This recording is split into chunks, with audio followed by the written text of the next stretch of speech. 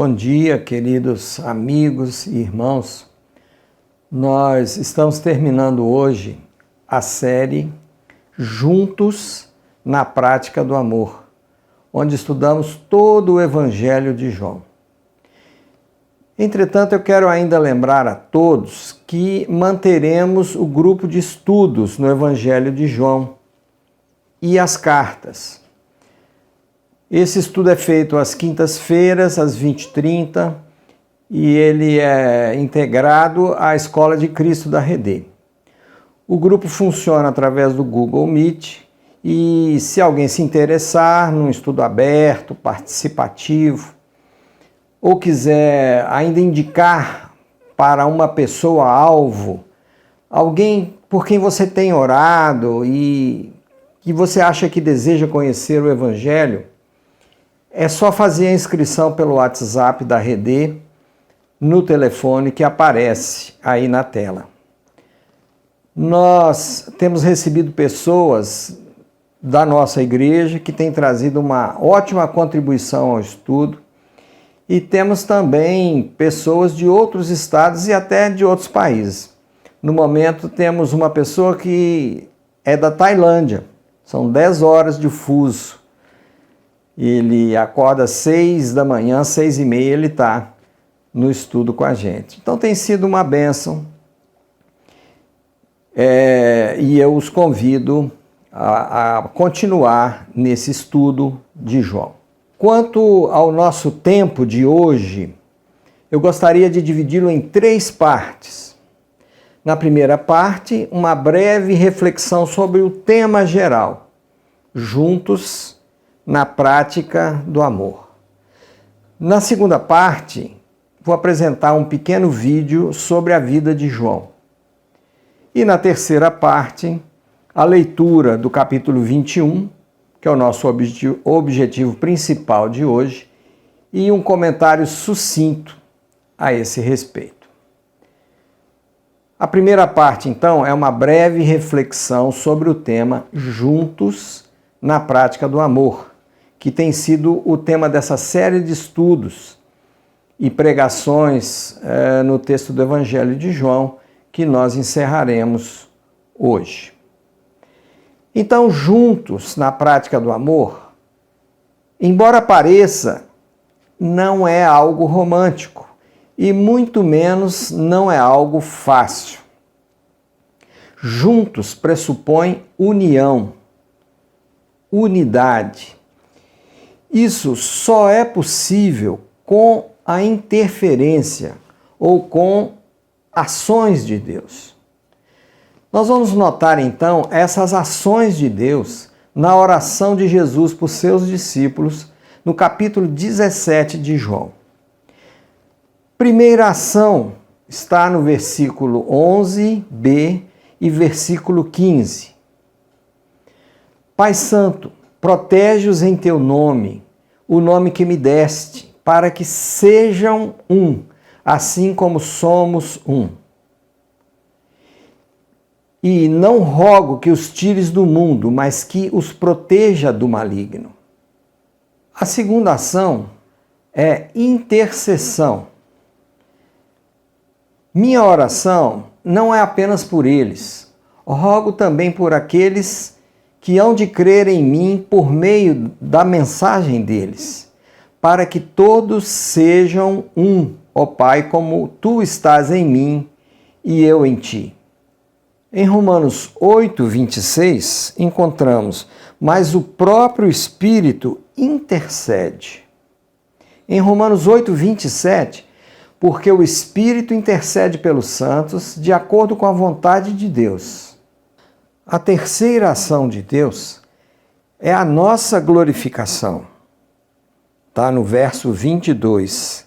Dei-lhes a glória que me deste, para que eles sejam um, assim como nós somos um.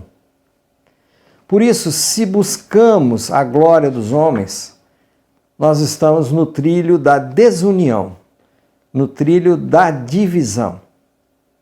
A glória tem que vir de Deus e tem que voltar para Ele. A Quarta ação de Deus é a própria presença dele em nós. E o verso é: eu neles e tu em mim, que eles sejam levados à plena unidade. E quais as consequências da unidade? Primeira é que a unidade traz consigo poder. Já ouviram dizer, a união faz a força? É assim. Imaginem leões rondando manadas, buscando alimento. Eles procuram os mais fracos, os debilitados, aqueles que vão ficando para trás na manada. Da mesma forma, os lobos atacam ovelhas desgarradas do bando. Então, assim, nós precisamos estar protegidos dentro da manada, junto com a manada. E eu me lembrei de uma música do Skank, eu vou citar só um versinho, que diz: quando eu estiver morto, morto pelas faltas, erros, carências, fragilidade, debilidades, doenças, quando eu estiver morto, suplico que não me mate, não, dentro de ti. A união traz bênçãos. Isso a gente vê no Salmo 133. Quando estão unidos os irmãos, ou os cônjuges, a família, os amigos, a igreja, enfim, quando estão unidos, ali o Senhor derrama a sua bênção. Então examinamos juntos. Agora vamos examinar na prática do amor. E agora é conosco. São nossas ações. Em João 13, 34, encontramos: um novo mandamento lhes dou. Amem-se uns aos outros. Como eu os amei, vocês devem amar-se uns aos outros. E em 15, 12, encontramos: o meu mandamento é este: amem-se uns aos outros como eu os amei. Se estar junto, em união, em unidade, requer proteção de Deus, proteção contra o maligno, intercessão do Espírito de Deus, e requer glória e presença de Deus em nós, a prática do amor exige muito de nós. A primeira ação nossa é a obediência, porque amar é mandamento, e mandamento requer obediência. Assim, não é do meu jeito, não é quando eu tiver vontade, não é seletivamente excluindo pessoas. Também não depende de emoções e sentimentos. Pode vir até acompanhado, porém independe. A segunda ação nossa é: assim como eu os amei. Aí a coisa pega. É questão de vida ou morte. É até ao ponto de colocar o outro no seu lugar e colocar-se no lugar do outro. Talvez vá mais longe ainda. Jesus nos amou ao ponto de dar a sua vida por nós. Então, queridos, isso pode dar um livro ou pode até custar uma vida. Vamos então à segunda parte, ao pequeno e singelo vídeo sobre João. Aqui está a devida autorização da autora. João foi um dos 12 apóstolos. Também conhecido como discípulo amado, foi um dos discípulos mais próximos de Jesus.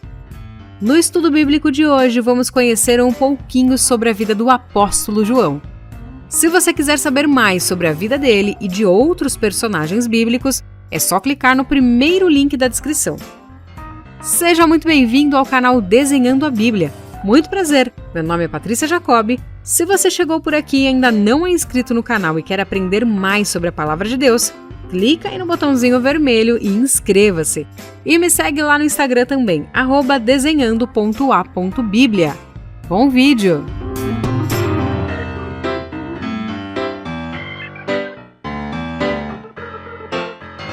Seu pai se chamava Zebedeu e sua mãe, provavelmente Salomé. Ele exercia a profissão de pescador.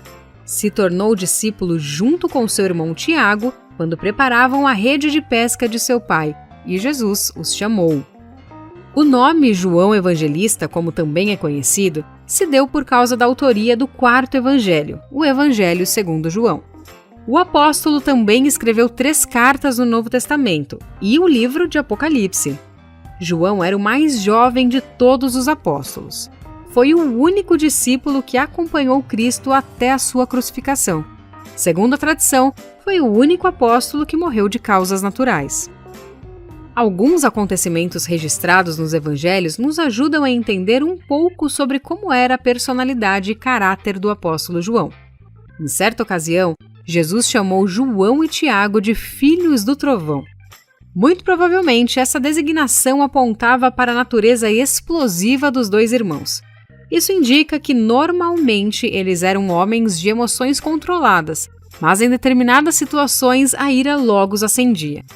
Um exemplo disso pode ser visto quando os habitantes de uma vila samaritana se recusaram a hospedar Jesus. Naquela ocasião, os 2 irmãos logo disseram: "Senhor, queres que mandemos descer fogo do céu para os consumir?" Ao mesmo tempo em que tal declaração aponta para um temperamento forte, ela também indica um profundo amor e grande fidelidade que o apóstolo João e seu irmão nutriam pelo Senhor. Em dada ocasião, talvez devido à influência de sua mãe, João e Tiago deixaram transparecer certo egoísmo ao pedirem que Jesus lhes concedesse lugares privilegiados em seu reino. Apesar do temperamento forte, algumas das maiores afirmações a respeito da natureza amorosa de Deus foram escritas por João, um homem que experimentou este amor de uma maneira singular. Ele expressou seu relacionamento com o Filho de Deus intitulando-se O Discípulo a quem Jesus amava. Claro que o amor de Jesus é comunicado em todos os evangelhos, mas no de João é um tema central. Por sua experiência com o amor de Jesus ter sido tão forte e pessoal, João foi sensível às palavras e atitudes de Jesus que demonstraram como aquele que é amor, amou aos outros. Na celebração da última Páscoa, foi ele quem reclinou sobre o peito de Jesus e lhe perguntou pessoalmente sobre a identidade do traidor. O apóstolo João também esteve presente em 3 importantes ocasiões do ministério de Jesus. Quando Jesus ressuscitou a filha de Jairo, na ocasião da transfiguração e durante o período em que Jesus esteve no Getsêmani. Além disso, João e Pedro foram as 2 pessoas encarregadas por Jesus de cuidar dos preparativos para a refeição da Páscoa. No momento da crucificação, foi ele que recebeu de Jesus a incumbência de cuidar de Maria. Depois, foi ele quem correu juntamente com Pedro ao túmulo de Jesus na manhã da ressurreição. Depois da ascensão de Jesus ao céu, o apóstolo João é mencionado com destaque na igreja primitiva. No livro de Atos, ele frequentemente é citado na companhia de Pedro. O apóstolo João foi um dos principais líderes da igreja em Jerusalém. Vejamos um pouco sobre o exílio e a morte de João. Além de ser conhecido como João Evangelista, o apóstolo do amor e o discípulo a quem Jesus amava, tudo indica que João de Pátmos é realmente o apóstolo João. Após a destruição de Jerusalém, João começou a ministrar em Éfeso. Foi capturado, levado a Roma e, por ordens do imperador Domiciano, foi banido para a ilha de Pátmos. Foi durante o exílio que ele recebeu as divinas revelações registradas no livro do Apocalipse. A Bíblia não relata sobre a morte de João. Segundo uma tradição antiga, após a morte de Domiciano, João retornou a Éfeso, onde permaneceu até falecer de morte natural durante o começo do governo de Trajano, isto é, depois de 98 d.C.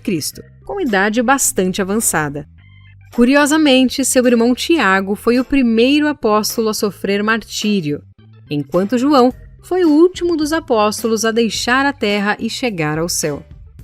Vejamos os pontos fortes e êxitos do apóstolo João. Antes de seguir a Jesus, ele era discípulo de João Batista. Ele foi um dos discípulos mais íntimos de Jesus e escreveu 5 livros do Novo Testamento. Mas ele teve fraquezas e cometeu erros também. Ele tinha tendências a ter explosões de egoísmo e ira e pediu uma posição especial no reino de Jesus. A vida dele nos traz grandes ensinamentos. Aqueles que percebem que são muito amados são capazes de amar muito. Quando Deus transforma uma vida, não lança fora as características da personalidade, mas coloca a seu serviço. A história de João é relatada nos Evangelhos, em Atos e no Apocalipse. João e os demais discípulos nos convencem de que Deus é capaz de nos receber como somos, porém deseja sempre nos transformar com seu amor e presença. O amor de Deus não é dado em troca de nossos esforços. Esse amor nos liberta para que realmente vivamos. E você, já aceitou esse amor? Se você precisa de um vídeo institucional, didático ou até comercial, entre em contato comigo através do e-mail desenhandoabibliabr@gmail.com. Deus abençoe a sua vida e até a próxima.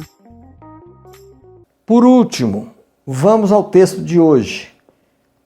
João, capítulo 21. Depois disso, Jesus apareceu novamente aos seus discípulos à margem do mar de Tiberíades.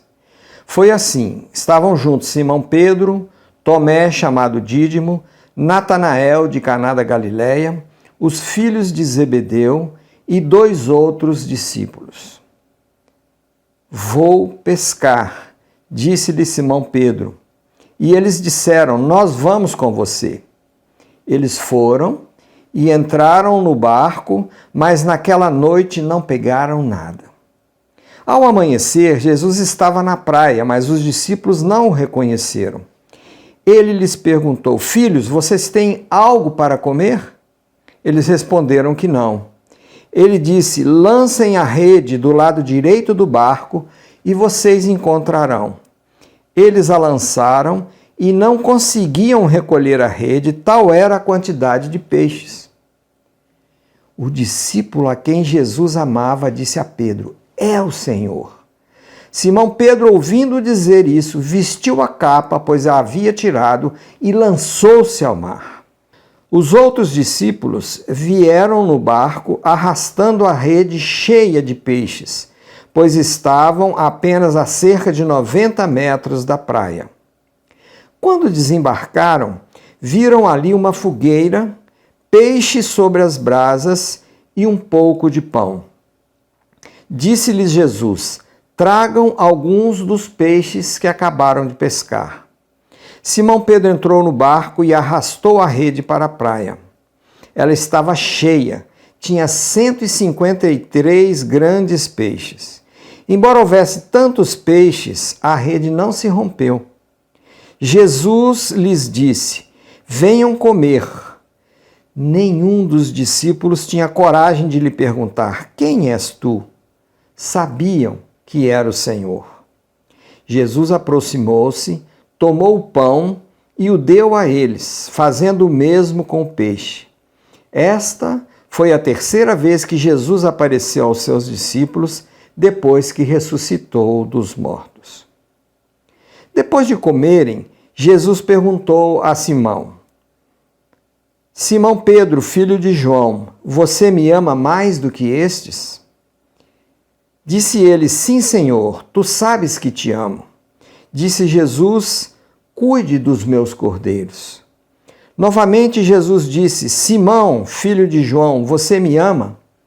Ele respondeu, sim, Senhor, tu sabes que te amo. Disse Jesus, pastorei as minhas ovelhas. Pela 3ª vez ele lhe disse, Simão, filho de João, você me ama? Pedro ficou magoado por Jesus ter lhe perguntado pela 3ª vez, você me ama? E lhe disse, Senhor, tu sabes todas as coisas, sabes que te amo. Disse-lhe Jesus: cuide das minhas ovelhas. Digo a verdade, quando você era mais jovem, vestia-se e ia para onde queria, mas quando for velho, estenderá as mãos e outra pessoa o vestirá e o levará para onde você não deseja ir. Jesus disse isso para indicar o tipo de morte com a qual Pedro iria glorificar a Deus. E então lhe disse: siga-me. Pedro voltou-se e viu que o discípulo a quem Jesus amava o seguia. Este era o que estivera ao lado de Jesus durante a ceia e perguntara: Senhor, quem te há de trair? Quando Pedro o viu, perguntou: Senhor, e quanto a ele? Respondeu Jesus: se eu quiser que ele permaneça vivo até que eu volte, o que importa? Quanto a você, siga-me. Foi por isso que se espalhou entre os irmãos o rumor de que aquele discípulo não iria morrer. Mas Jesus não disse que ele não iria morrer. Apenas disse: se eu quiser que ele permaneça vivo até que eu volte, o que importa? Este é o discípulo que dá testemunho dessas coisas e que as registrou. Sabemos que o seu testemunho é verdadeiro. Jesus fez também muitas outras coisas. Se cada uma delas fosse escrita, penso que nem mesmo no mundo inteiro haveria espaço suficiente para os livros que seriam escritos. Amém. Gostaria apenas de introduzir perguntando qual era a idade de João quando esses fatos aconteceram. Eu procurei e pesquisei sobre a data provável do seu nascimento. E as datas que eu encontrei são, no mínimo, ano 6 depois de Cristo e, no máximo, ano 10 depois de Cristo. Bem, Jesus morreu e ressuscitou cerca do ano 27, Anno Domini, ou DC, isso com 33 anos de idade. Eu já falei aqui sobre essa defasagem, esse erro na datação, né? Então Jesus morre no ano 27. Assim, João teria entre 17 e 21 anos de idade quando esses fatos acontecem. Ele era ainda um menino, cheio de ideais, de esperança, cheio de fé, cheio de determinação. Aliás, ele era chamado, ou ele foi chamado, filho do trovão. Nesses últimos 3 anos, João tinha vivido intensamente ao lado de Deus. Observe esse relato impressionante de Mateus 4, de 23 a 25.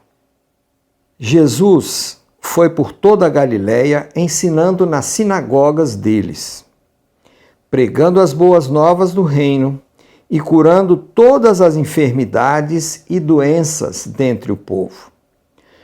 Notícias sobre ele se espalharam por toda a Síria, e o povo lhe trouxe todos os que sofriam de vários males e tormentos, endemoniados, loucos e paralíticos, e ele os curou.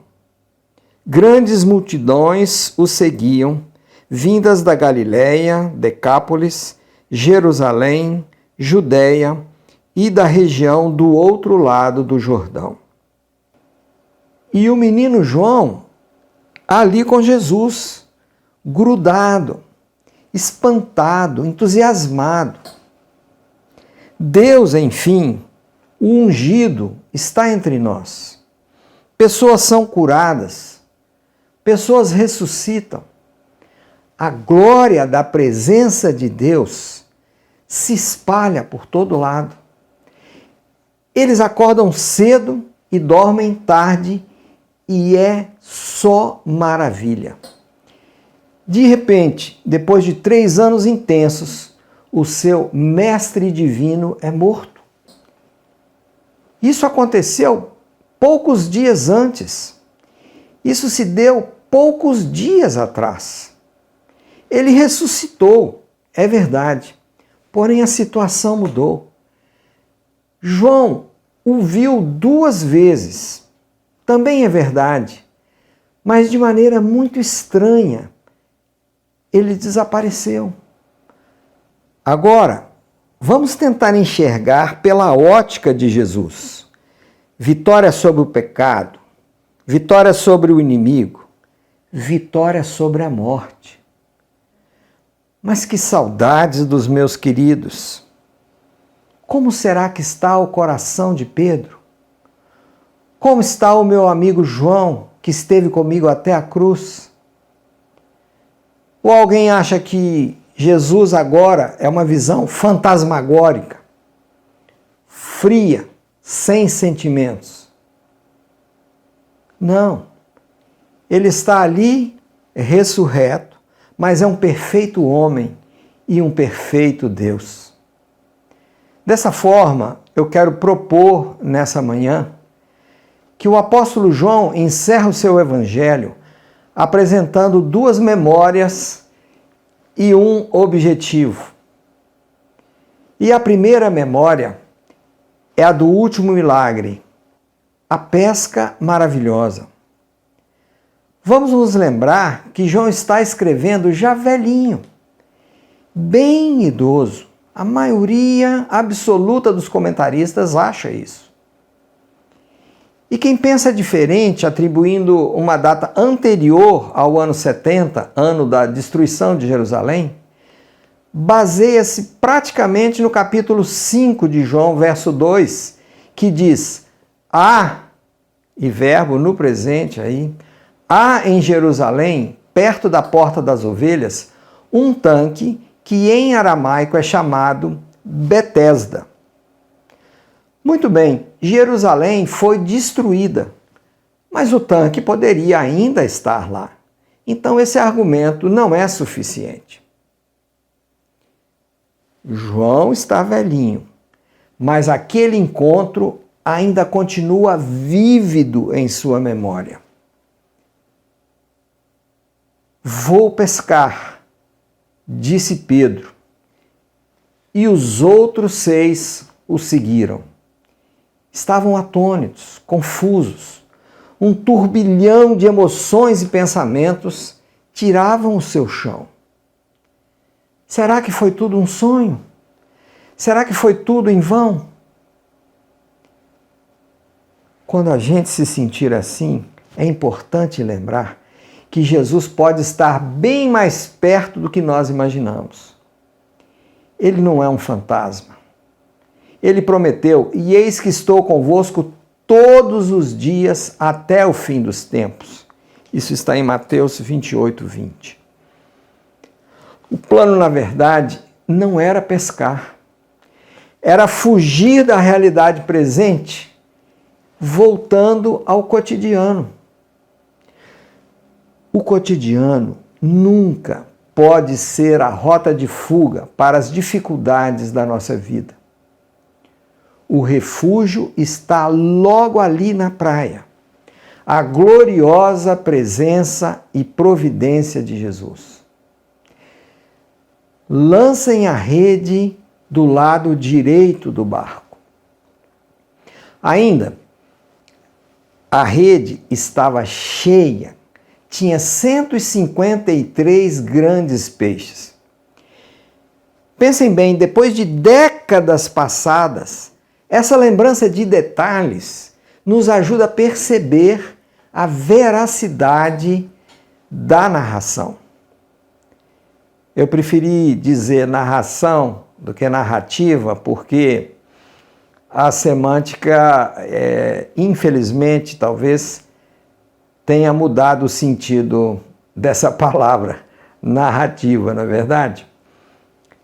Mas a segunda memória é o cuidado com Pedro e o seu chamamento especial. No Evangelho de Marcos, capítulo 16, verso 7, encontramos o seguinte: Vão e digam aos discípulos dele e a Pedro que ele está indo adiante de vocês para Galiléia. Lá vocês o verão, como ele lhes disse. O anjo disse isso às mulheres lá no sepulcro, naquele domingo da ressurreição. E a pergunta que fica é: por que aos discípulos dele e a Pedro? E aqui no texto de hoje nós encontramos dois detalhes. Primeiro, é que João é quem reconhece Jesus primeiro. O discípulo a quem Jesus amava disse a Pedro: é o Senhor. Quanta intimidade refletida nessa identificação imediata. Era de madrugadinha, talvez estivesse um pouco escuro, mas João identificou a Jesus. E Simão Pedro, ouvindo-o dizer isso, vestiu a camisa, pois a havia tirado, e lançou-se ao mar. Quanto ímpeto e talvez quanto remorso que o levou a essa necessidade de perdão. E Jesus, após comerem, ele estabelece um diálogo interessantíssimo com Pedro. Ele 2 vezes pergunta se Pedro o ama. E ele usa aqui o verbo agapao no grego, que denota um amor perfeito. É a palavra usada para significar o amor de Deus. Na 3ª vez, Jesus pergunta se Pedro o ama, porém usando outro verbo. Ele usa o verbo filéu, que é usado para significar um amor entre amigos. E Pedro fica mais frustrado ainda por causa da sua realidade, aquela que o levou a negar a Jesus na véspera de sua morte. Ele fica magoado por enxergar a si mesmo e responde assim à 3ª pergunta com o mesmo verbo filéu. Na verdade, ele responde as 3 vezes usando esse verbo, porque ele sabia que ele apenas gostava de Jesus. Porém, o objetivo de Jesus não é de aumentar a culpa de Pedro, mas de demonstrar que, embora Pedro fosse diferente de quem se achava que era, Jesus o amava e tinha uma grande vocação para ele. E é assim conosco também. Não é pela nossa capacidade, nosso braço forte, nossa piedade e muito menos pela nossa presunção é que somos amados. Porém, é porque Deus é amor. E ele diz a Pedro: cuida das minhas ovelhas e siga-me. Por último, o objetivo explícito de João é testemunhar para que vocês creiam. O apóstolo João, presumivelmente, já está velho. Ele dedicou toda a sua vida à Igreja de Jesus Cristo. É o último apóstolo ainda vivo. Ele ajudou na liderança da igreja em Jerusalém. Posteriormente, liderou a igreja em Éfeso e formou discípulos naquela província romana da Ásia. 2 desses discípulos deixaram obras escritas. Pelo menos temos referências a eles, que foi Policarpo de Esmirna e Pápias de Herápolis, cidades que estavam ali muito próximas de Éfeso. Eu incluí aqui os versos 30 e 31 do capítulo 20. Jesus realizou na presença dos seus discípulos muitos outros sinais milagrosos que não estão registrados neste livro. Mas estes foram escritos para que vocês creiam que Jesus é o Cristo, o Filho de Deus, e crendo tenham vida em seu nome. Os sinais ou milagres descritos no Evangelho foram escritos para que vocês creiam que Jesus é o Cristo, o Filho de Deus, e tenham vida em seu nome. João usa o verbo crer 98 vezes. O seu propósito primordial era, como testemunha viva e ativa, levar as pessoas à fé em Jesus Cristo, o Filho do Deus vivo. Esse é o discípulo que dá testemunho dessas coisas e que as registrou. Sabemos que o seu testemunho é verdadeiro. Jesus também fez muitas outras coisas. Se cada uma delas fosse escrita, penso que nem mesmo o mundo inteiro, ou no mundo inteiro, haveria espaço suficiente para os livros que seriam escritos. Eu quero concluir dizendo que o tempo passou, mas o entusiasmo daquele filho do trovão manteve-se aquecido. Preso em Patmos, ele recebe a revelação e escreve o livro de Apocalipse. Depois, novamente livre, ele retorna a Éfeso e diz a tradição que João, já bem velhinho, era carregado nas costas, mas não perdia a comunhão das reuniões com os irmãos e repetia constantemente: filhinhos, amem-se uns aos outros. Esse é o velhinho que vai escrever: nisso ou nisto conhecemos o que é o amor. Jesus Cristo deu a sua vida por nós e devemos dar a vida por nossos irmãos. E ainda, o que é nascido de Deus vence o mundo, e esta é a vitória que vence o mundo, a nossa fé. Amém. Então, que Deus nos abençoe e nos permita, pelo menos, vislumbrar um pouco dessa visão e dessas memórias que mudaram para sempre a vida de João. Amém.